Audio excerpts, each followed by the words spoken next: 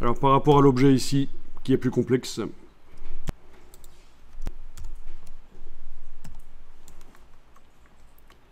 bien sûr l'idéal ce serait de faire à la plume le tour de l'objet, mais ça prend du temps. C'est quand même un objet problématique. Peut-être que le photographier sur un fond qui n'est pas blanc, dans ce cas-là, pourrait aider, parce que on aurait la possibilité d'utiliser un système de fond vert pour l'extraire. Mais c'est encore une autre histoire. Mais sinon, si on fait sélection sujet, voilà. Si on ajoute le masque de fusion sur le cal d'arrière-plan, c'est vrai qu'on n'a même pas besoin de double-cliquer.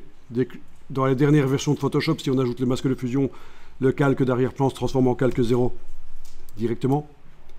J'ajoute un calque en dessous que je remplis par une couleur. Voilà.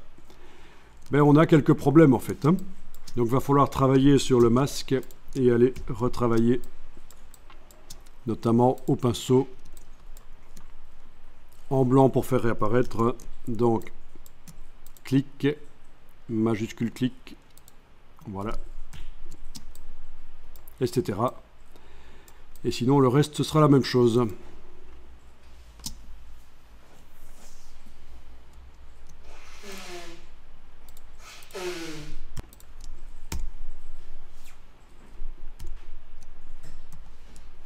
À la plume,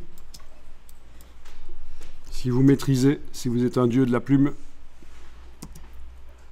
le samedi soir. Ah, c'est une blague. Ok. Tiens, on a du flou là. C'est toujours gênant quand on a du flou sur un objet qui a une plume. Enfin, je veux dire, et qu'on détourne à la plume. Sinon, voilà. La technique de la micro-tangente de Adobe sur un objet flou, c'est pas génial. Ça va devenir un peu plus clair ici. Voilà.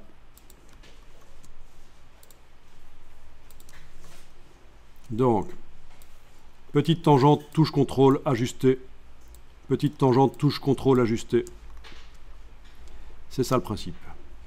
Alors ici, je suis un peu ennuyé pour positionner le point, mais c'est pas grave. C'est pas l'objet idéal pour montrer comment on utilise la plume, parce que il a finalement pas beaucoup de courbes. Tiens, il y en a ici. Vous voyez que de temps en temps j'annule quand je me suis planté sur le positionnement des points. Donc c'est ça le principe. Hein. Petite tangente, touche contrôle, ajuster. C'est la méthode de Adobe pour faire des tracés vectoriels en fait. Hein. Et en principe, quand on fait une sélection sur un objet, on doit aller mordre sur l'objet. Je vais ici aller désactiver le magnétisme, les repères, les extras, qu'est-ce qu'on a affiché. Les repères commentés m'ennuient certainement. Menu affichage, extra, repères commentés, c'est sans doute ça qui m'empêche de positionner exactement où je veux. Touche Alt, casser. Vous connaissez la technique pour manipuler la plume? Plus ou moins? La petite tangente, touche contrôle du PC ou commande du Mac, on ajuste. Petite tangente, touche contrôle, on ajuste, etc.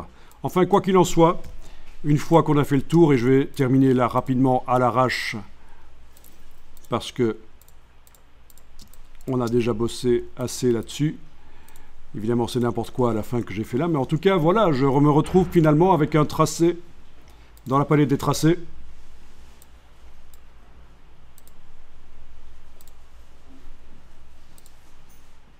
Où est-il? Ok, il est là. Un tracé de travail qui n'est pas permanent, il est temporaire. Pour le rendre permanent, je le prends, je l'amène sur le petit signe à côté de la corbeille, c'est déjà ça. Je vais peut-être agrandir les vignettes ici, ça va peut-être aider. Voilà. Et pour générer une sélection, vous connaissez la solution. Générer une sélection au départ du tracé dans Photoshop. Touche contrôle du PC ou commande du Mac, on clique sur le tracé, ça génère une sélection. Cette sélection peut être utilisée pour ajouter un masque de fusion sur l'objet. Du coup, voilà. Alors oui, vous pourriez, si vous connaissez Photoshop, dire qu'on aurait pu aussi transférer un masque vectoriel sur le calque. Mais je déconseille en tant que débutant de chipoter avec des masques vectoriels. Donc je préfère la méthode ici de contrôle-clic sur le PC ou commande-clic sur le Mac pour générer la sélection. Puis Une fois que la sélection est sur l'objet, on ajoute un masque. Ça devient un masque de fusion. Et voilà, l'objet est entouré de transparence.